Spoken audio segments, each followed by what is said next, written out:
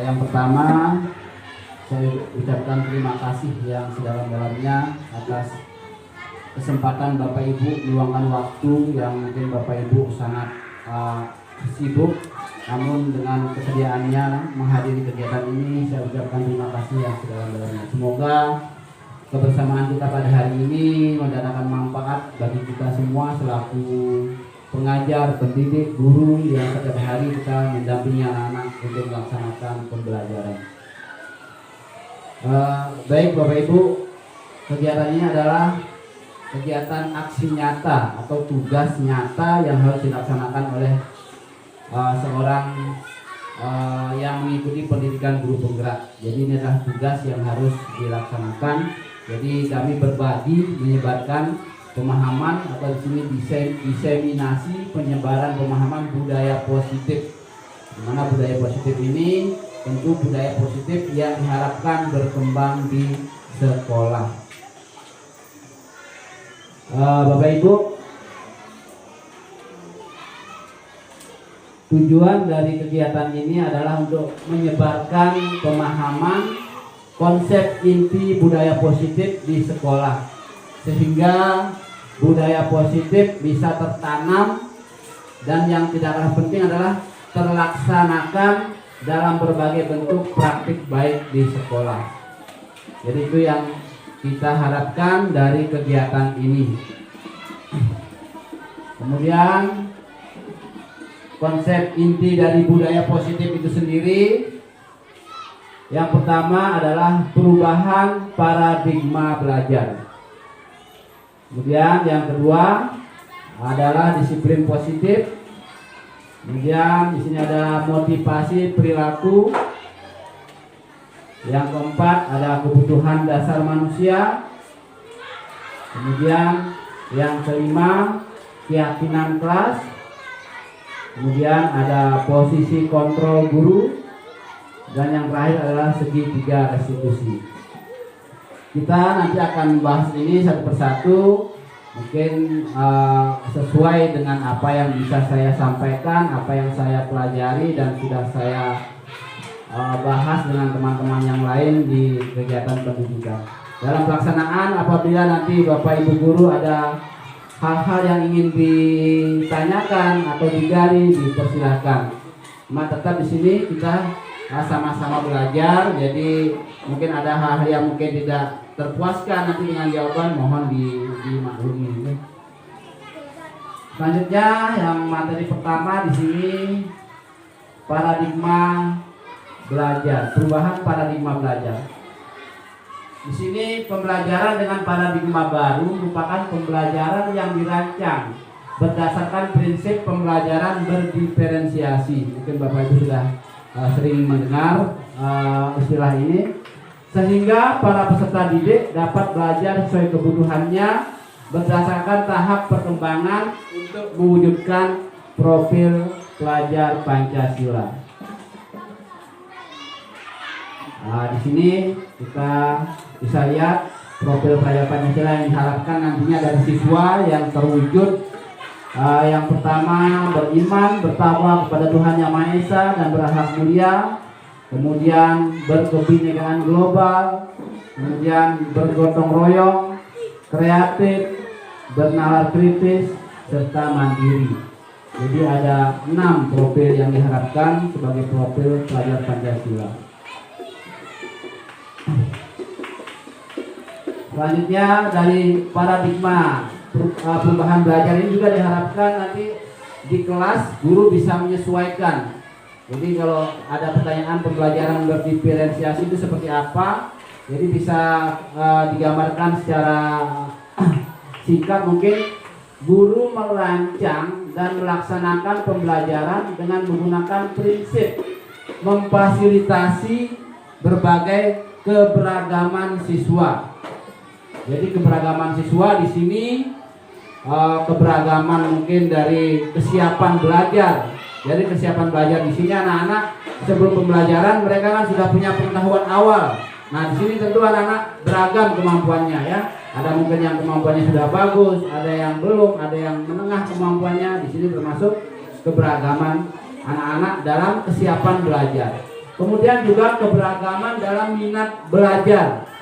Minat belajar, mungkin anak-anak ada yang suka matematika, ada suka mungkin pelajaran bernyanyi, kesenian, atau mungkin menggambar. Nah, di sini termasuk minat. Jadi itu keberagaman minat dari anak-anak kita. Kemudian juga keberagaman dari gaya belajar atau profil belajar. Karena anak-anak biasanya ada yang dia asik belajar kalau dia melihat tayangan, melihat video. Berarti dia termasuk auditori dia. Mendengarkan, ya, auditori mendengarkan. Kemudian ada yang visual, dia suka dengan tayangan-tayangan, gambar dan lainnya. Di sini membedakan bagaimana gaya belajar anak itu berbeda-beda. Disinilah tugas kita memfasilitasi bagaimana semua anak bisa belajar maksimal sesuai dengan gayanya, minatnya, dan juga kesiapan belajarnya.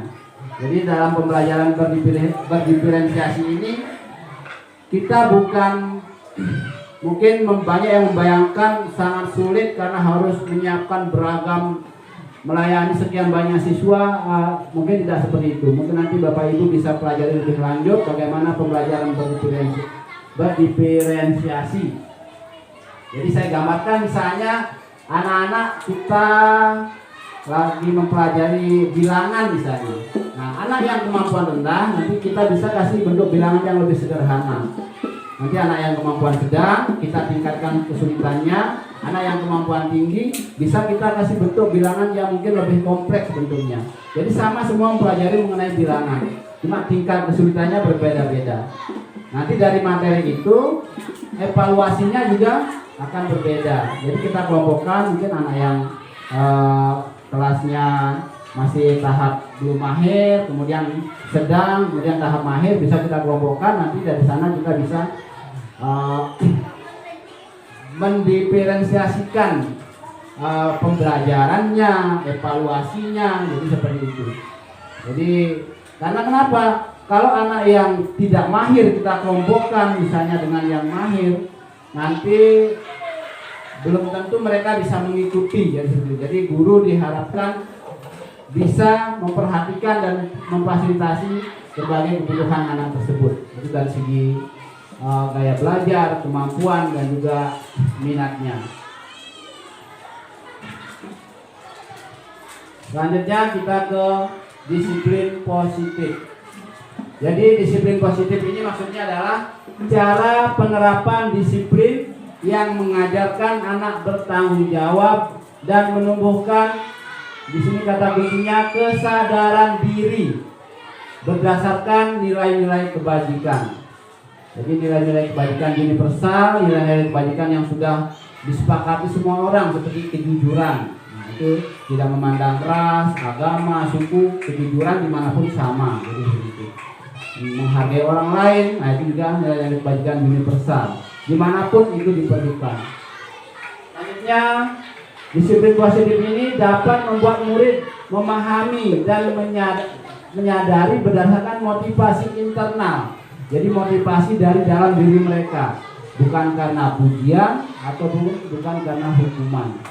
Jadi itu disiplin positif yang mungkin selama ini kita sering menerapkan disiplin di mana kita untuk menekan anak supaya bisa melaksanakan suatu bentuk aturan, maka kita menghukum. Jadi seperti itu.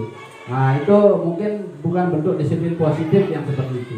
Jadi di sini adalah kuncinya motivasi internal dari dalam diri anak itu sendiri.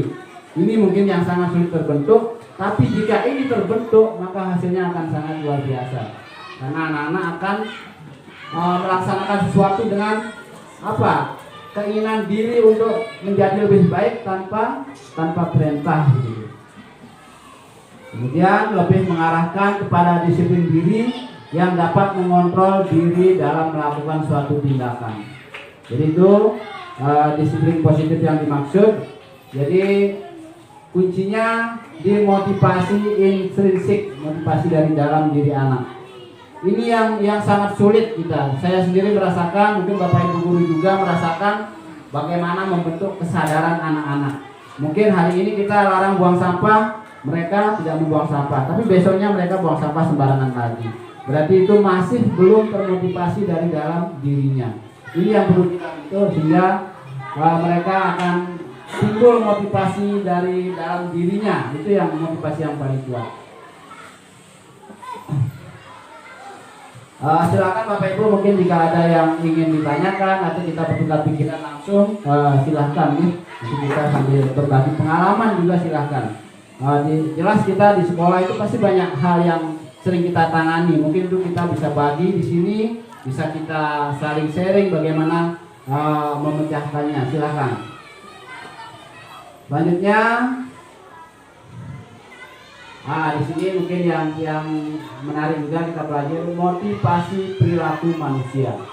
Jadi setiap manusia pasti punya motivasi terhadap segala perilakunya. Jadi apapun yang kita lakukan pasti karena motivasi. Mungkin Bapak Ibu yang hari ini menjadi guru pun pasti ada motivasi. Hari ini ada yang mengambil tugas lain mungkin juga karena motivasi. Jadi itu. Yang pertama, di sini untuk menghindari ketidaknyamanan atau hukuman. Nah ini kalau kita kaitkan dengan anak-anak, mereka melaksanakan segala sesuatu mungkin motivasinya bisa saja ini untuk menghindari ketidaknyamanan atau menghindari hukuman. Jadi anak-anak silahkan menyiram misalnya. Mungkin ada yang melaksanakan karena ini. Jadi ketidaknyamanan mereka takut dihukum, takut dimarahi, itu. Jadi ini salah satu motivasi dalam sebuah perilaku manusia. Selanjutnya untuk mendapatkan imbalan atau penghargaan dari orang lain. Nah ini juga bisa menjadi sebuah motivasi. Jadi banyak anak-anak mereka akan sangat antusias apabila mereka dijanjikan sebuah penghargaan. Jadi seperti itu. Ini juga motivasi. Namun motivasi ini bersifat motivasi eksternal. Jadi motivasi yang dari luar diri anak itu. Jadi bukan karena kesadaran diri. Hingga motivasi ini tidak terlalu kuat. Atau mungkin kalau bisa kita arahkan ke motivasi yang lain. Nah ini, jadi kita biasakan mereka untuk menjadi orang yang mereka inginkan dan menghargai diri sendiri dengan nilai-nilai yang dipercaya. Jadi di sini adalah salah satu bentuk kesadaran diri. Nah ini adalah motivasi internal. Jadi mungkin kita bisa sering berdiskusi dengan anak bagaimana hal ini juga bukan hanya di sekolah. Mungkin kalau kita punya anak di rumah bisa kita lakukan juga dengan ini. Jadi kalau anak melakukan segala sesuatu karena motivasi ini, maka di belakang kita dia juga akan melakukan hal yang lain. Kita pasti mengalami itu di sekolah terutama, mungkin juga di rumah. Jadi dengan anak-anak kita. Jadi motivasi inilah yang diperlukan, motivasi internal. Jadi mereka akan timbul kesadaran diri, semangat belajarnya akan semangat. Tanpa kita suruh juga mereka akan belajar. Jadi, tapi ini mungkin kita akui mungkin ini hal yang berat. Namun ini bisa dilakukan dengan usaha mungkin yang kita laksanakan, kita lakukan. Itu, jadi dari motivasi ini termasuk untuk siswa kita. Mungkin secara perlahan kita bisa mengarah ke motivasi internal. Jadi mungkin ini bisa kita kurangi hukuman, karena kalau anak-anak dihukum banyak hal nanti yang ditimbulkan. Nanti mereka akan bisa membekas di pikirannya, karena kita hal-hal yang kita alami waktu kecil itu sangat membekas sampai tua pun kita ingat. Jadi begitu. Jadi kita hindari. Kemudian ini juga mungkin imbalan atau penghargaan dari orang lain. Jadi sering kadang kita menjanjikan sebuah imbalan, baik itu mungkin apresiasi atau mungkin nilai yang kita janjikan terhadap anak. Mungkin ini juga salah satu motivasi yang sifat eksternal. Nah, Bapak Ibu, di sini mungkin kita bisa mengambil sebuah tambahan pengetahuan bahwa penghargaan itu ternyata juga ada efeknya. Jadi ada efek negatifnya begitu. Jadi kalau pengaruh jangka pendek, mungkin penghargaan efektif jika kita menginginkan seseorang melakukan sesuatu yang kita inginkan dalam waktu jangka pendek. Seperti tadi mungkin anak-anak yang buang sampah pada depannya hari ini akan mendapatkan hadiah misalnya. Nah, saat kita tidak memberi hadiah, mereka mungkin akan kembali lagi berperilaku sebaliknya. Jadi seperti itu. Jadi jangka pendek sifatnya. Kalau jangka panjang, penghargaan itu tidak efektif. Gitu. Kemudian jika kita menggunakan penghargaan lagi dan lagi, maka orang tersebut akan bergantung pada penghargaan yang diberikan serta kehilangan motivasi dari dalam. Jadi itu. Jadi kita mungkin diharapkan lebih bijak dalam mengkreasikan sebuah penghargaan kepada siswa. Jadi kita bisa menempatkan di mana penghargaan itu, motivasi itu bisa kita berikan, asalkan tidak berlebihan, mungkin masih bisa berpengaruh baik terhadap anak begitu. Kemudian ketika seorang diberi penghargaan atau dipuji di depan orang banyak, ini rasanya mungkin diri kita juga seperti itu. Maka orang lain akan merasa iri. Pasti terbesit rasa iri sekecil, entah itu kecil, entah besar rasa irinya. Sebagian dari mereka tidak menyukai orang yang diberikan penghargaan tersebut. Jarang sekali. Kadang kita harus memberi, apalagi anak-anak, kalau satu orang mungkin terlalu dipuji, mungkin yang lain yang tidak pernah dipuji. Nah itu karena mungkin belum ada hal positif yang mereka munculkan sehingga tidak dipuji. Nah mungkin itu bisa menjadi perasaan yang tidak nyaman di hatinya. Kemudian penghargaan menciptakan persaingan di dalam kelas. Jelas ini kalau kita jujur ya memang. Jadi seperti misalnya juara kelas atau mungkin peringkat-peringkat yang lain. Di sini akan menciptakan persaingan. Terkadang kita ingin persaingan positif seperti itu. Mungkin itu bisa sedikit dibenarkan, ya. Tapi kalau persaingannya itu mungkin mengarah ke negatif, misalnya mulai dari dia tidak menyukai dia atau hal-hal lain, nah itu. Dan persaingan menciptakan kecemasan. Jadi seorang anak kalau belajar karena ingin juara, pasti dia terbebani, akan menjadi beban di target. Apalagi nanti sampai di rumah setelah pembagian rapot, kelihatan rapotnya nilainya kecil, itu sebuah beban tersendiri bagi seorang anak. Itu pasti. Makanya mungkin kita sebagai pendidik, karena betul-betul kita menghadapi beragam karakter anak, kemampuan anak, minat anak, jadi mungkin kita perlu memahami lebih dalam hal-hal yang seperti ini. Kemudian mereka percaya bahwa mereka tidak memiliki kesempatan untuk mendapatkan penghargaan, maka akan berhenti mencoba. Ada seorang anak yang mungkin dia merasa tidak menonjol sama sekali, dia mungkin tidak pernah angkat tangan, tidak pernah menjawab. Nah dia akan berpikir, saya tidak mungkin akan mendapatkan penghargaan. Jadi dia akan tertanam di batinnya bahwa kondisi saya seperti ini. Jadi pesimisme yang tinggi lama-kelamaan akan semakin tumbuh. Disinilah makanya mungkin penghargaan itu menimbulkan efek. Kembali kita lebih bijak menerapkannya begitu. Kemudian penghargaan menghukum mereka yang jadi ternyata penghargaan bisa menghukum mereka yang tidak mendapatkan penghargaan. Misalnya dalam sistem ranking, mereka yang mendapatkan ranking kedua akan merasa paling dihukum. Posisi kedua, hampir dapat posisi 1, ternyata posisi kedua. Dia dapat ranking 2 pun pasti kecewa dia. Pasti kecewa, karena 1 yang menjadi ukuran. Jadi itu.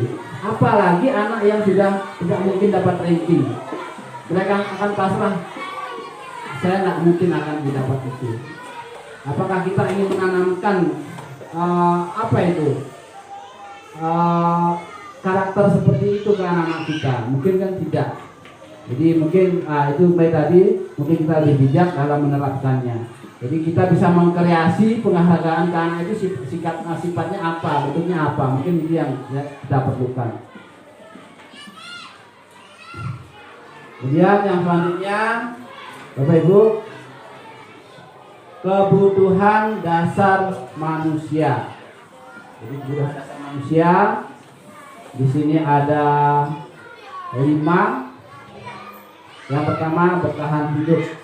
Jadi manusia pasti punya keinginan untuk bertahan hidup. Kemudian yang kedua, kasih sayang dan rasa diterima. Yang ketiga, penguasaan. Jadi ini termasuk kebutuhan hidup juga. Mungkin banyak dari Bapak Ibu ingin menjadi seseorang yang lebih tinggi posisinya. Nah, mungkin itu termasuk salah satu kebutuhan terhadap penguasaan. Selanjutnya, kebutuhan terhadap kesenangan. Di sini semua orang rasanya pasti membutuhkan hal ini. Yang ketiga, kebutuhan terhadap kebebasan. Jadi ini 5 kebutuhan dasar manusia. Kita coba satu persatu bertahan hidup. Jadi kebutuhan bertahan hidup atau survival adalah kebutuhan yang bersifat fisiologis untuk bertahan hidup. Misalnya kesehatan, rumah, makanan. Jadi kalau misalnya di kelas kita ada anak yang tiba-tiba dia makan sembunyi-sembunyi, nah mungkin ini dia kebutuhannya. Mungkin dari pagi dia belum sarapan di rumah, sampai di rumah dia sampai di sekolah sudah lebih dulu masuk kelas. Ternyata dia di kelas bawa makanan, mencuri makan ini. Nah ini mungkin dia. Jadi Bapak Ibu harus bijak menyikapi ini. Jadi kalau ada anak yang mungkin dia terpaksa makan di kelas, bukan karena mungkin ingin meremehkan aturan atau melanggar aturan, hati-hati menyikapi. Jangan sampai nanti karena mungkin tujuannya ini kita menghalangi anak itu. Jadi silakan disikapi dengan bijak. Mungkin ini salah satunya. Dia makan di kelas, mungkin sedang belajar dia makan itu. Jadi mungkin Bapak Ibu lebih bisa menyikapi hal seperti ini dengan bijak. Kemudian komponen psikologis pada kebutuhan ini meliputi kebutuhan akan rasa aman. Jadi kebutuhan rasa aman itu juga kebutuhan bertahan hidup. Jadi rasa aman dan nyaman itu sangat diperlukan di kelas. Jadi semua anak jika masuk kelas itu dalam kondisi tidak nyaman, maka mereka tidak akan bisa belajar dengan baik. Apalagi di kelas mungkin ada beberapa anak mungkin yang membuat semacam perkumpulan, nanti dia mengganggu temannya, itu kadang lumrah terjadi. Nah, kita sebagai guru mungkin bisa meminimalisir hal-hal seperti itu, karena niat kita adalah menciptakan perasaan aman bagi semuanya. Jadi itu. Jadi mungkin kita bisa perhatikan bagaimana kondisi anak kita satu persatu. Jadi mungkin yang selama ini perhatian kita hanya beberapa siswa yang menonjol, mungkin kita bisa lebih adil untuk memperhatikan semua siswa. Jadi seperti itu. Baik yang nakal sekalipun, karena nanti di sini nakal itu adalah salah satu cara untuk mengungkapkan kebutuhan sebenarnya. Selanjutnya, kasih sayang dan rasa diterima. Jadi kebutuhan untuk disayangi dan diterima meliputi kebutuhan akan hubungan dan koneksi sosial. Jadi di kelas kalau anak-anak itu ada yang penyendiri, nah di sini kita masuk di sana. Bagaimana supaya anak tersebut bisa diterima oleh temannya dan juga anak tersebut mau menerima teman. Jadi akan tercipta koneksi sosial. Karena kalau anak penyendiri itu nanti mereka akan merasa tersisihkan. Nah, itu akan mempengaruhi pembelajaran terhadap anak tersebut. Kemudian kebutuhan untuk memberi dan menerima kasih sayang. Jadi di sini ini kebutuhan untuk memberi dan menerima kasih sayang. Jadi siswa kita jelas memerlukan ini. Jadi kasih sayang dari kita dan juga bisa mereka memberi kasih sayang kepada temannya juga. Jadi saling menyayangi. Kemudian kebutuhan untuk merasa menjadi bagian dari suatu kelompok. Ini mungkin yang sering terjadi. Seorang anak merasa dia tersisihkan. Ini banyak terjadi di kelas-kelas. Jadi di sini kita bagaimana membuat kelas kita kelas yang nyaman bagi semua. Jadi semua anak datang ke kelas dengan semangat yang sama untuk belajar. Jadi seperti itu. Kemudian anak-anak memiliki kebutuhan dasar kasih sayang dan rasa diterima yang tinggi, biasanya ingin disukai dan ingin diterima oleh lingkungannya. Jadi seperti itu. Jadi jika sekolah kondisinya nyaman, maka anak-anak juga akan suka berada di sekolah karena mereka merasa diterima, merasa diinginkan di sekolah tersebut. Jadi seperti itu.